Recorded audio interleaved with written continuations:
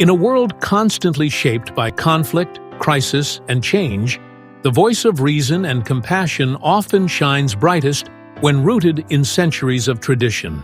On March 17, 2025, at a European Commission conference on Syria, a new chapter in such a legacy began. Prince Rahim al-Husseini, now His Highness Aga Khan V, stepped onto the world stage with a powerful message of hope and peace. This was more than just a speech. It was history in the making. Addressing global leaders, Prince Rahim reaffirmed the Ismaili community's deep historical connection to Syria, a bond that stretches back over 1,000 years. He pledged that the Ismaili Imamat, along with its global development agency, the Aga Khan Development Network, would remain committed to supporting the Syrian people.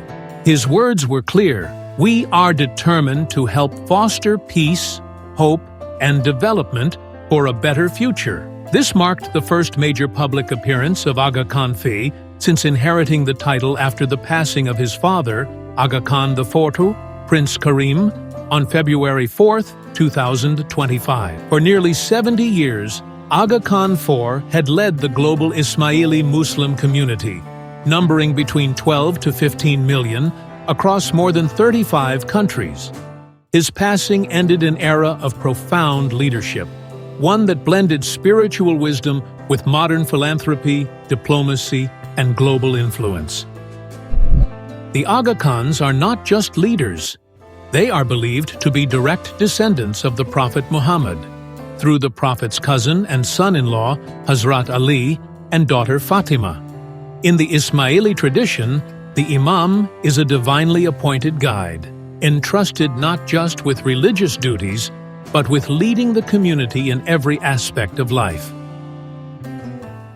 The title, Aga Khan, was first granted in 1817 to the 46th Imam, Prince Hassan Ali Shah, by the Shah of Persia. The words Aga and Khan combine to mean chief of chiefs, or commander. This title was not merely symbolic. It came with real political power. The first Aga Khan was appointed governor of Kerman in Iran, and later, after disagreements with the Persian court, he migrated to British India, where his influence would only grow.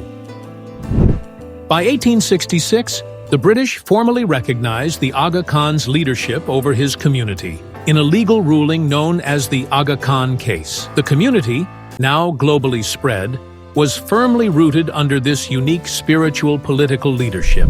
The third Aga Khan, Sir Sultan Muhammad Shah, inherited the Imamat at the young age of 7.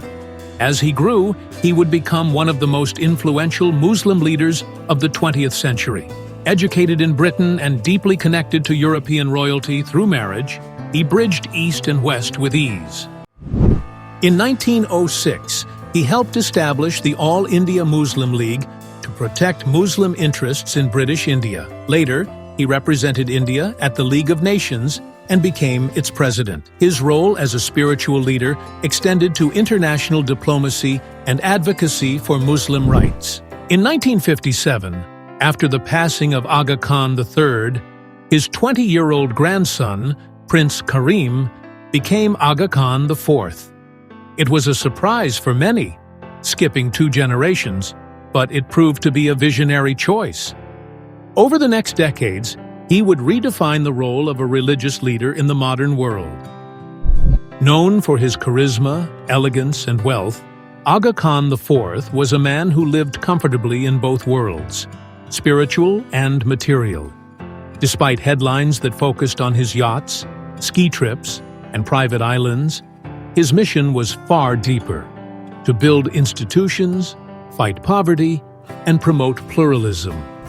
Through the Aga Khan Development Network, his brainchild, he built one of the world's most impactful philanthropic empires. With over 96,000 employees, operating more than 1,000 programs across 30-plus countries, the AKDN touches lives through education, healthcare, environment, and culture. Aga Khan IV championed values of democracy, pluralism, and education, framing them not as Western imports, but as deeply Islamic values rooted in the Quran and Shiite philosophy. His cosmopolitan ethic was his answer to rising extremism and intolerance. In 2015, the Ismaili Imamat established its official seat in Lisbon, Portugal. With its diplomatic privileges and international recognition, the institution began to function like a spiritual government without borders, engaging with countries not as a religion but as a trusted development partner.